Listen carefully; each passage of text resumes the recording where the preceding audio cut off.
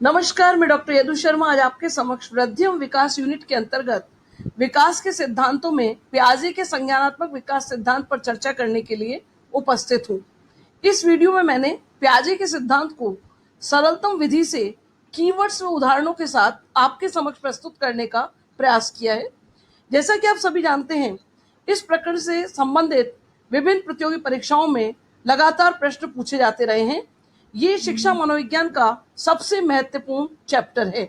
आइए हम इसे सैद्धांतिक एवं व्यवहारिक पक्षों के साथ पूर्ण मनोयोग से समझने का प्रयास करते हैं। पिछले वीडियो में हमने वृद्धि और विकास के संप्रत्यय के बारे में चर्चा की थी। उसी समय हमने देखा था कि विकास के विभिन्न जो सिद्धांत हैं, अलग अलग मनोवैज्ञानिकों के द्वारा जो दिए हुए हैं, उनमें सबसे पहला सिद्धांत है जीन पियाजे का संज्ञानात्मक विकास का सिद्धांत। यहाँ जो बात हम करने जा रहे हैं, तो हम शुरुआत करते हैं जीन पियाजे के जीवन के सामान्य परिचय से। पियाजे का जन्म 9 अगस्त सन 1896 को स्विट्जरलैंड में हुआ था। जो कीवर्ड्स आपको दिखाई दे रहे हैं, प्रश्न पूछा जा सकता है पियाजे का जन्म कब हुआ था या पियाजे कहाँ के मनोवैज्ञानिक थे, तो दोनों उत्तर आपके सामने हैं। 9 अगस्त सन 1896 एंड स्विट्जरलैंड। 22 वर्ष की अल्पायु में उन्होंने जंतु विज्ञान विषय में पीएचडी की उपाधि अर्जित की थी। उन्होंने जंतु विज्ञान के क्षेत्र में अनेक लेख भी प्रकाशित किए। लगभग 400 के आसपास इन्होंने लेख प्रकाशित किए। इनकी पीएचडी के बाद और इनके लेखों से और इनके अनुसंधानों से जो बात निकलकर सामने आई, उसमें जीव विज्ञान तक ज्ञान प्राप्ति की प्रक्रिया के बीच में पियाजे ने संबंधों को खोजने का प्रयास किया और उन संबंधों को खोजते हुए पियाजे ने अपना संज्ञानात्मक विकास का सिद्धांत प्रस्तुत किया। इन्होंने ये प्रत्येक अध्ययन अपने जो घर में 3 बच्चे थे उनके द्वारा की गई प्रत्येक क्रिया का माइन्यूट ऑब्जर्वेशन करके उसके आधार पर परिणामों को प्राप्त करके ये पूरी थ्योरी प्रस्तुत की है। पियाजे प्रथम मनोवैज्ञानिक थे जिसने व्यक्ति को जन्म से क्रियाशीलता सूचना संकलन करने वाला प्राणी माना। पियाजे का कहना यह था कि बच्चा जब जन्म लेता है, जब उसके पास भाषा नहीं होती, तब भी वो क्रियाशील होता है, तब वो अपनी क्रियाओं के माध्यम से सूचनाओं को संकलित करने का प्रयास करता है और वातावरण से अनुकूलन स्थापित करने का प्रयास करता है। जीन पियाजे ने जो संज्ञानात्मक विकास की प्रक्रिया बताई, जिसमें सीखने की जो बात कही, उसमें उसने ये कहा कि जब बालक सीखना प्रारंभ करता है या कोई भी व्यक्ति कोई कार्य को जब करना प्रारंभ करता है, तो सबसे पहले वो उसका संगठन बनाता है, जिसको पियाजे ने स्कीमा का नाम दिया। स्कीमा का मतलब था एक सार्थक पैटर्न, जो भी उसे दिखाई दे रहा है संगठन, उस संगठन में वो सूचनाओं के बौद्धिक सार्थक पैटर्न बना लेता है। जैसे अपनी माँ की एक पहचान वो अपने माइंड में सेट कर लेता है। कितनी महिलाएं हों, लेकिन उसको अपनी माँ की जो पहचान है वो अपनी माँ को तुरंत उसमें से पहचान लेता है। इसी प्रकार कहीं भीड़ में उसकी माँ कहीं खड़ी है तो भी वो अपनी माँ को उस भीड़ में दूर से ही पहचान जाता है, जान जाता है, क्योंकि एक सार्थक पैटर्न उसके दिमाग में होता है। इसके बाद वो पैटर्न बनाने के बाद अनुकूलन करता है। अनुकूलन में पूर्व ज्ञान और नवीन अनुभवों के मध्य संतुलन स्थापित करने की प्रक्रिया को अडप्टेशन कहा जाता है।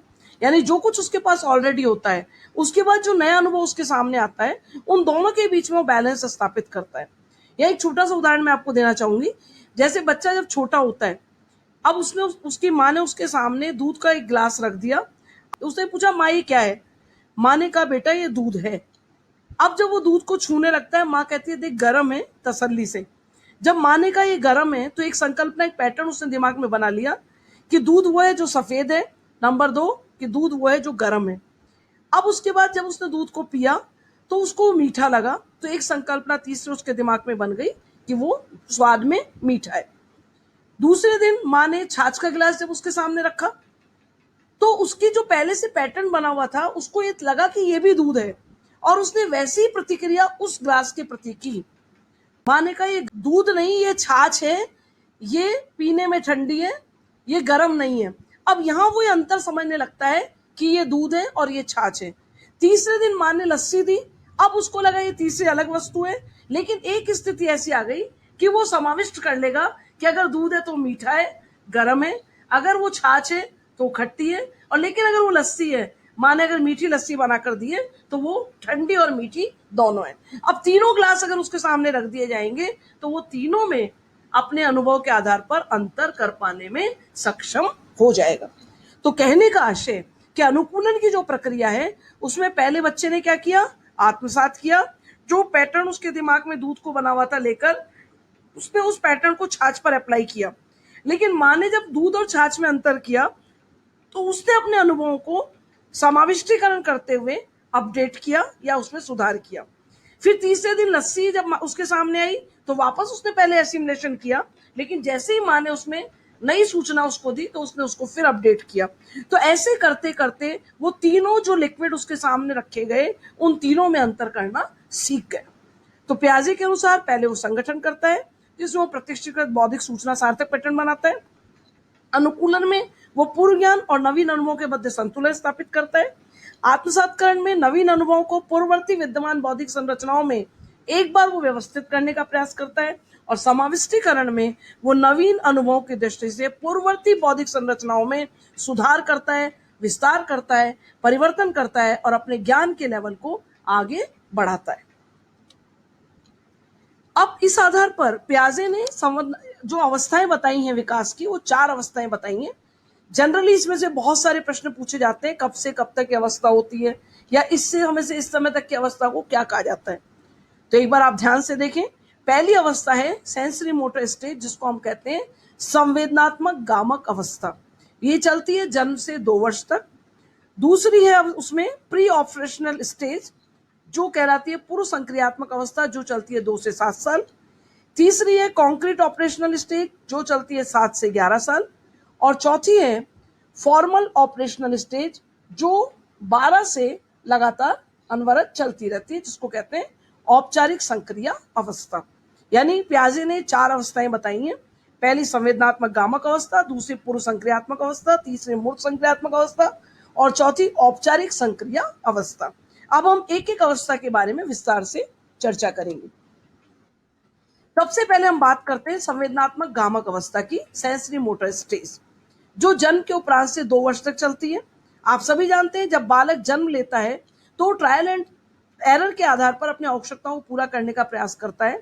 यानी वो दूध की बॉटल को जो पकड़ने का प्रयास करता है तो कई बार बॉटल उसके हाथ से छूटती है, लेकिन धीरे धीरे उसकी ये जो पकड़ने की शक्ति है वो प्रखर होती जाती है और वो धीरे धीरे चीजों को टाइट पकड़ना शुरू कर देता है। इसी प्रकार जमीन पर जब वो चलने का प्रयास करता है तो कई बार वो गिरता है, धीरे धीरे उसको पैर जमाना आता है और चीजों को पकड़कर चलना जब वो शुरू करता है तो कितनी गलती करते करते एक स्थिति आती है, जैसे जैसे प्रयास की मात्रा बढ़ती आती है त्रुटि की मात्रा कम होती जाती है। 1 से 1.5 वर्ष की आयु में कोई भी कार्य करने से पहले वो सोचता है और अभिव्यक्ति के लिए भाषा का भी धीरे धीरे प्रयोग करने लगता है। देखने, पहुंचने, पकड़ने का हर चीज को प्रयास करता है। हर चीज को देख के उसमें एक आकर्षण होता है, जिसके आधार पर वो पैटर्न बनाने का भी प्रयास करता है। आवाज तथा प्रकाश के प्रति तुरंत प्रतिक्रिया करता है, रुचिकर कार्यों को करते रहने की कोशिश करता है और वस्तुओं को स्थिर मानता है। लाइट के प्रति और साउंड के प्रति, यानी बाहर अगर बिजली कड़कड़ाती है तो अंदर वो डर जाता है, एकदम से वो पूरी तरह से कांपने लगता है। और दूसरी तरफ जैसे लाइट का आपने देखा, प्रकाश की तरफ वो आकर्षित होता है। इसीलिए माँ के कमरे में हमेशा उस समय जब बच्चा छोटा होता है, शिशुअवस्था में होता है, तो लाइट हमेशा ऑन रखी जाती है ताकि बालक को अपना ध्यान केंद्रित करने की उसमें क्षमता विकसित की जा सके। प्रारंभ में वह अनुकरण करने के लिए भाषा का प्रयोग करता है, परंतु बाद में यह अपनी अभिव्यक्ति के लिए भाषा की आगामी व्यवस्था में जाने के लिए तैयार हो जाता है। पहले जो बड़े बोल रहे होते हैं उनके शब्दों को पकड़ने का, समझने का और उनमें से एक एक शब्द बोलने का यह प्रयास करता है। जैसे पानी को पा बोलेगा, माँ बोलेगा, इस तरह के छोटे छोटे शब्द ये बोलना शुरू करता है। और ड्रामा ये ऐसा करता है कि बड़ों की नकल करता है, जैसे मोबाइल हाथ में लेके बात करने का प्रयास कर रहा है, पेपर लेके हाथ में पढ़ने का प्रयास कर रहा है। वो उल्टा पेपर भी हो सकता है, सीधा भी हो सकता है, मतलब वो नकल करता है, अनुकरण करता है। जिनको भी आपने वातावरण में देखता है उन सबकी सूचनाओं को वो अपने दिमाग में संकलित करने का प्रयास करता है। दूसरी स्टेज आती है पूर्व संक्रियात्मक अवस्था, जिसको कहते हैं प्री ऑपरेशनल स्टेज। ये अवस्था 2 से लेकर 7 साल तक चलती है। इस अवस्था में संकेतावस्था व भाषा द्वारा अभिव्यक्ति होती है। अब वो समझने लगता है, संकेत करता है, भूख लगने पर, प्यास लगने पर अब उसे पता है कि मुझे किस प्रकार से संकेतों के माध्यम से, भाषा के माध्यम से अपनी आवश्यकताओं को पूरा करना है। पूर्व संक्रियात्मक अवस्था वस्तुतः परिवर्तन की अवस्था है, जिसे खोज की अवस्था भी कहा जा सकता है। बालक विभिन्न घटनाओं या कार्यों के संबंध में क्यों तथा कैसे जैसे प्रश्नों का उत्तर जानने में रुचि रखता है।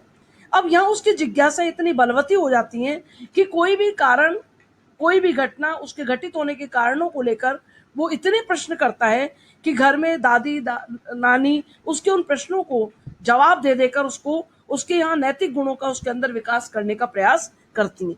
अगर ऐसा है तो क्यों है, ऐसा है तो क्यों नहीं है, वो क्यों का कारण ढूंढने का भरसक प्रयास करता है। प्याजे ने इस अवस्था को पूर्व संक्रियात्मक काल को दो भागों में बांटा है, जिसमें एक है पूर्व प्रत्यात्मक काल और दूसरा है आंत प्रज्ञ काल। जो पूर्व प्रत्यात्मक काल है वो चलता है 2 से लेकर 4 वर्ष। यहाँ जनरली प्रश्न पूछा जा सकता है आपसे कि पूर्व संक्रियात्मक काल को कितने भागों में बांटा है। ध्यान रखिए 2 भागों में। उसमें एज पूछ सकता है तो 2 से 4 और 4 से 7। अब जो पहली स्टेज है पूर्व प्रत्यात्मक काल की, जिसमें परिवर्तन एवं खोज की अवस्था है, अनुकरण की प्रवृत्ति है। जनरली घर में देखा होगा आपने कि छोटे बच्चे से छुपाने के लिए कोई चीज को माँ कहीं छुपा के रख देती है और स्थिति आती है कि माँ खुद भी रखकर भूल जाती है वो वस्तु कहाँ है। लेकिन वो बालक चूंकि उसकी खोजी प्रवृत्ति है, वो दिन भर घर में चीजें ढूंढता रहता है और वो एक दिन अचानक उस वस्तु तक भी पहुंच जाता है जिस वस्तु को माँ ने उससे छुपा कर रखी थी। अब माँ बैठे बैठे सोचती है कि वो वस्तु मैंने कहाँ रखी। यकायक वो आता है, वो पूछता है क्या ढूंढ रहे हो। माँ कहती है वो ढूंढ रहे हो, तो तुरंत माँ को 1 सेकंड में वस्तु लाकर दे देता है। यानी उसकी खोजी प्रवृत्ति इतनी खतरनाक होती है कि पूरे घर में कहाँ क्या रखा हुआ है वो हम सबसे ज्यादा उसे जानकारी में होता है। अब इसका मतलब कि वो एक अनुकरण करता रहता है, कौन सी चीज कहाँ जा रही है, कौन कहाँ जा रहा है, और वो एक एक चीज के पैटर्न अपने दिमाग में सेट रखता है और प्रत्येक चीज को पाने के लिए लालायित रहता है। दूसरी तरफ जो उसकी सिचुएशन आती है 4 से 7 साल की आयु, जिसमें वो आंत प्रज्ञा काल चलता है। यहाँ तार्किक विचार प्रक्रिया के बिना किसी बात को प्रस्तुत करता है। स्वयं भी वो हर बात को बिना तर्क के आधार पर स्वीकार कर लेता है। यहाँ उसको नानी और दादी जब कहानी सुनाती हैं कि आकाश से एक राजकुमार घोड़े पे सवार होकर आया और राजकुमारी को ले गया। अब वो इस कहानी को यथार्थ मान लेता है। उसको लगता है कि घोड़ा है जो उड़ सकता है, आकाश से राजकुमार आ सकता है। लेकिन धीरे धीरे, क्योंकि उस समय उसके पास कोई तार्किक विचार नहीं है, वो कहीं कोई क्रॉस क्वेश्चनिंग नहीं करता, उसको उन कहानियों में, उन किस्सों में रुचि उसकी बढ़ती जाती है। और इसी प्रकार आपने देखा होगा कि जब आप एक साथ ट्रे में सारे ग्लास रखते हैं, बड़ों के लिए बड़े ग्लास रखते हैं, बच्चा होने का उसके लिए छोटा ग्लास रखते हैं। अब उसको लगता है कि मेरा ग्लास फुल भरा हुआ है, तो वो हमेशा उसी ग्लास को उठाता है। वो दौड़ के आता है। टॉफी के टुकड़े अगर आप करते हैं तो उसमें भी उसको ये लगता है कि जो टुकड़ा सबसे बड़ा है। अब वो बिना तर्क करे कि लंबाई चौड़ाई भी नहीं देखता है, वो उसको ये लगता है ये थोड़ा सा भी अगर ऊपर है, लाइन छोटी या बड़ी है, तो उसको आधार पर वो उसको स्वीकार कर लेता है। यानी ये विचार, उसके तार्किक विचार प्रक्रिया उसके अंदर इस स्टेज पर बिल्कुल नहीं होती है। तो प्रश्न पूछा जा सकता है कि वो कौन सी अवस्था है जब बालक बिना तार्किक विचार के विचार प्रस्तुत करता है। तो वो कौन सी हो जाएगी आपकी आंत प्रज्ञा काल, जो कि 4 से 7 साल चलती है। तीसरी अवस्था आती है मूर्त संक्रिया अवस्था। ये चलती है 7 से 12 साल तक। इस अवस्था में पूर्व संक्रियात्मक अवस्था का अतार्किक चिंतन संक्रियात्मक विचारों का स्थान लेने लगता है। अब वो तार्किक चिंतन पर आ जाता है। अब वो दादी नानी की जो कहानियां हैं, किस्से हैं, उनमें कहीं कोई विश्वास नहीं करता है। अब वो यथार्थवादी हो जाता है। अब वो तर्क करने लगता है। अब वो छोटे और बड़े में अंतर करने लगता है। यानी उसकी समझ धीरे धीरे विकसित होने लगती है। अब बालक छोटे छोटे विलोमीय पदों की श्रृंखला के द्वारा विचार करने लगता है। वह मूर्त वस्तुओं के संबंध में विभिन्न प्रकार की तार्किक संक्रियाएं भी करने लगता है। कि जैसे आटे का जो गोला बनता है, उसके बाद उस गोले को जैसे ही स्प्रेड कर दिया जाता है तो वो चपाती में कन्वर्ट हो जाता है, और चपाती को जब वापस फोल्ड कर देते हैं, रिवर्स कर देते हैं, तो वापस वो आटे का गोला बन जाता है। ये प्रक्रिया वो सीख जाता है। वो मिट्टी से भी खेलने लगता है, इसी प्रकार मिट्टी से ऑब्जेक्ट बनाने लगता है। तो ये तमाम चीजें वो आसानी से करने लगता है, क्योंकि मूर्त वस्तुओं के संबंध में अब तार्किक संक्रिया उसके दिमाग में होने लगती है। जब सूचनाएं मूर्त होती हैं तब वे ठीक ढंग से उनकी तुलना भी कर सकता है। आपने उसको कहा हमेशा सच बोलना चाहिए। सपोज करें फोन पे आपने किसी को झूठ बोला, कोई उत्तर गलत दिया, वो तुरंत आपको टोक देगा कि आपने कहा था सच बोलना चाहिए, लेकिन आपने फला से या उन आंटी से झूठ क्यों बोला। यानी अब वो जो कुछ सूचनाएं उसके पास है उनको मूर्त रूप में देखना चाहता है और उसको व्यवहार रूप में भी स्वीकार करना चाहता है। तो मूर्त वस्तुओं के संदर्भ में तार्किक क्रिया द्वारा 3 गुणात्मक मानसिक योग्यताएं उसके अंदर विकसित होती हैं। यहाँ प्रश्न पूछा जा सकता है कि वो कौन सी अवस्था है जब 3 गुणात्मक मानसिक योग्यताएं विकसित होती हैं। तो ध्यान रखें, वो अवस्था है कॉन्क्रीट ऑपरेशंस स्टेज, जिसको कहते हैं मूर्त संक्रिया अवस्था। अब 3 कौन कौन सी स्टेज है वो? नंबर 1 विचारों की विलोमीयता, नंबर 2 संरक्षण, और नंबर 3 क्रमबद्धतापूर्ण अंश प्रत्ययों का उपयोग। जैसा अभी मैंने आपको एग्जाम्पल दिया था विचारों की विलोम्यता का, कोई भी विचार उसको वो रिवर्स करके भी देख सकता है, उस विचार की व्याख्या करके भी देख सकता है, उसका पल्लवन करके भी देख सकता है, इन सब चीजों को वो अपने ब्रेन में संरक्षित कर सकता है, और पूर्ण और अंश के प्रत्यय का भी वो उपयोग कर सकता है। कोई आपने अंश में कोई चीज दिखा दी, पार्ट में उसको कोई कंसेप्ट दिखा दिया, तो भी उसको तुरंत पहचान सकता है। जैसे आपने गुलाब के पुष्प की पंखुड़ी उसके सामने रखी, आपने पूछा है कौन सा फूल है, कि किस फूल की पंखुड़ी है, तो आपको तुरंत बता देगा ये गुलाब है, ये मोगरा है, ये गेंदा है, क्योंकि अब वो सारी जो आपने उसके पास पार्ट रखा था उससे वो होल कंसेप्ट पर पहुंच सकता है। इसी प्रकार बॉडी के किसी चार्ट को आपने उसके सामने रखा, आंख का चित्र उसको दिखाया, अब वो मनुष्य की आंख और मछली की आंख में अंतर कर पाएगा कि जो पार्टियल सूचनाएं हैं उनको वो पूर्ण सूचनाओं से लिंक करने के उसमें कैपेसिटी क्या होगी, यहाँ आकर विकसित हो जाएगी। अब मूर्त संक्रियता काल में आत्म केंद्रित प्रवृत्ति कम होने लगती है। यहाँ आकर बालक धीरे धीरे थोड़ा सामाजिक होने लगता है। अब वो आपको पता है कि स्कूल में भी जाने लगता है, तो परिवार की चार दीवारी से वो बाहर निकलता है। अब तक वो परिवार के अंदर रहता था, गुड़िया गुड़ी से खेलता था, लेकिन अब वो पार्क में भी जाता है, अपना एक ग्रुप बना लेता है, उस ग्रुप के साथ भी वो इंटरेक्शन करता है। और ऐसे में आत्म केंद्रित प्रवृत्ति कम कैसे, कि वो अपने में समाहित नहीं रहता, बल्कि उसका जो व्यवहार है वो सामाजिक व्यवहार हो जाता है। वो अपनी वस्तुओं को एक दूसरे के साथ शेयर करने में खुशी महसूस करता है। सपोज करें कि कोई ऐसी वस्तु जिसकी कहीं कोई क्राइसिस चल रहा है, कोई व्यक्ति आपके पास लेने के लिए आया, आप मना करना चाहते हैं, लेकिन बच्चा दौड़ के आएगा और उस अंकल और आंटी को वहां ले जाएगा जहां वो वस्तु रखी हुई है, और कहेगा मम्मा आपसे झूठ बोल रही है, देखो ये तो यहाँ रखी हुई है। यानी फिर उनके जाने के बाद जब उसको समझाएंगे आप, जब आप उसको समझाएंगे कि बेटा ये क्यों क्यों किया, तो कहेगा कि उनको पहले जरूरत थी, हमारे यहाँ बेकार रखी हुई थी। यानी वो सेल्फ सेंट्रलाइज नहीं है, बल्कि उसको ये पता है कि हम सामाजिक प्राणी और हमको समाज में सबसे व्यवहार रखते हुए आगे बढ़ना है।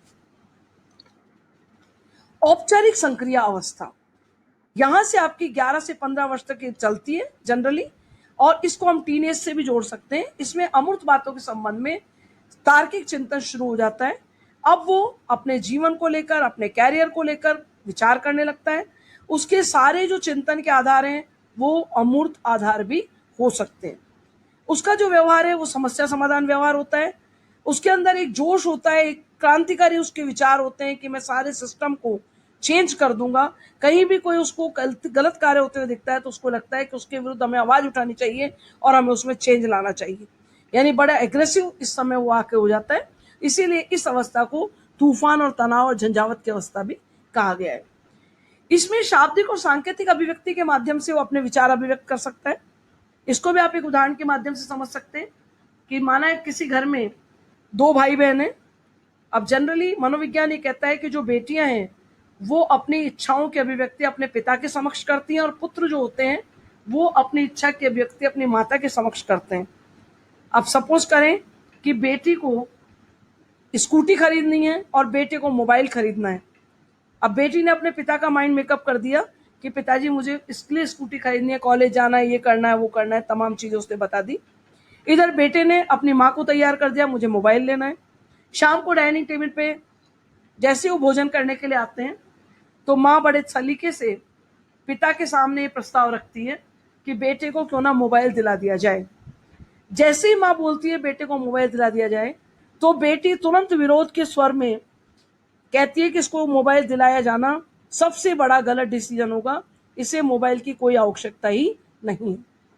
बेटी के विरोध करते पिता भी ये मान लेते हैं कि वैसे भी समय खराब करता है, इसको मोबाइल की कोई आवश्यकता नहीं है।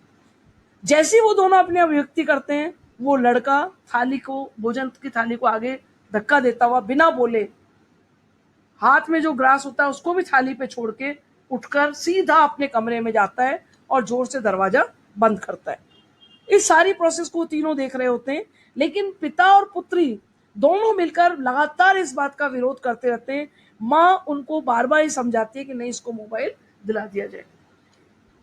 और दूसरी तरफ अगर बेटी ने स्कूटर, इधर पिता ने कहा इसको स्कूटी दिलाई जा रही है, तो जो बेटा है वो इतने सारे उदाहरण प्रस्तुत कर देगा कि अगर स्कूटी दिला दी जाएगी तो शायद जीवन में ये क्रांतिकारी परिवर्तन आ जाएंगे, इसलिए हमें ये कदम नहीं उठाना चाहिए। कुल मिलाकर कहने का आशय कि अभिव्यक्ति में बेटी की डिमांड पूरी नहीं होती तो वो नाराज होगी, बेटे की डिमांड पूरी नहीं होती तो वो नाराज होगा। अब उसमें हंगर स्ट्राइक भी हो सकती है, गेट बंद करके, कमरा बंद करके पढ़ाई भी हो सकती है, चीजों को ऊपर से जोर से गिराने की अभिव्यक्ति भी हो सकती है, 2-3 टाइम किसी से बिना बोले भी समय पास किया जा सकता है, और जब तक वो उस उद्देश्य की प्राप्ति नहीं हो जाती तब तक पूरे घर में कर्फ्यू का सा माहौल, तनाव की स्थिति हो सकती है। लेकिन जैसे ही वो अभिव्यक्ति जो भी है, उसकी इच्छा जो भी उसने रखी है वो पूरी आपने कर दी, दरवाजे पे स्कूटी आ गई तो बेटी जो कुछ 2 दिन का घटनाक्रम था सब भूलकर दौड़ती है, जाती है और अपने लक्ष्य को प्राप्त कर लेती है, बेटा मोबाइल लेके प्रसन्न हो जाता है। तो ये हर घर की हर घर में आप ये स्थिति देख सकते हैं। शाब्दिक सांकेतिक अभिव्यक्ति, बच्चा जिस चीज को पाना चाहता है उसको यदि आप नहीं देते हैं तो वो शब्दों के माध्यम से, संकेतों के माध्यम से आप अपनी नाराजगी जाहिर कर देता है। यहाँ वो इतना समझदार हो जाता है कि ये केन प्रकार है, मुझे अपने उद्देश्यों की प्राप्ति कैसे करनी है। इसके अलावा निष्कर्ष निकालना, व्याख्या करना, परिकल्पना निर्माण करना, इस स्टेज पर आकर वो अपने कैरियर को लेकर, सब्जेक्ट चयन को लेकर, अपने भविष्य को लेकर पूरी तरह से कल्पनाएं करने लगता है, परिकल्पनाएं बनाने लगता है, और उन परिकल्पनाओं को पूरा करने के लिए वो निष्कर्ष भी निकालता है कि मुझे इन लक्ष्यों को प्राप्त करने के लिए कैसे प्रयास करने चाहिए। परिस्थिति से हटकर सोचने व निर्णय करने की क्षमता, जिसमें प्रयास त्रुटि पर आधारित कार्य नहीं करता है, क्योंकि अब उसके बौद्धिक पैटर्न पूरी तरह से क्रमबद्ध हो जाते हैं। वो प्रत्येक कार्य को अमूर्त और मूर्त चिंतन के आधार पर, तार्किक आधार पर संपन्न करता है। इससे गलतियों की मात्रा एकदम शून्य पर चली जाती है। पियाजे के अनुसार एक अवस्था से दूसरी अवस्था में जाने की गति शारीरिक परिपक्वता एवं वातावरण पर निर्भर करती है। ये जो पियाजे ने दशाएं लिखी हैं, अवस्था परिवर्तन लिखा है, उसका कहना यह है कि कई बार कोई बालक अगर गति से सीख रहा है, अन्य बालक की तुलना में उसके सीखने की गति तीव्र है, तो इसका मतलब कि वो परिपक्व हो रहा है, और जैसे जो परिपक्व हो रहा है और उसका जो वातावरण उसको उसके अनुकूलन में सहायक हो रहा है, तो वो एक अवस्था से दूसरी अवस्था में समय से पूर्व भी जा सकता है। अर्थात एक अवस्था से दूसरी अवस्था में जाने की गति, प्रश्न पूछा जा सकता है, किस पर निर्भर करती है? वो उसका आंसर होगा आपका शारीरिक परिपक्वता वातावरण पर निर्भर करती है। Thanks for watching this video. उम्मीद है आपको मेरा ये प्रयास पसंद आया होगा। यदि आपको ये वीडियो पसंद आया तो आप इसे अपने साथियों के साथ शेयर करें, मेरे चैनल को सब्सक्राइब करें, ताकि आगे आने वाले महत्वपूर्ण वीडियोस का भी आप लाभ उठा सकें।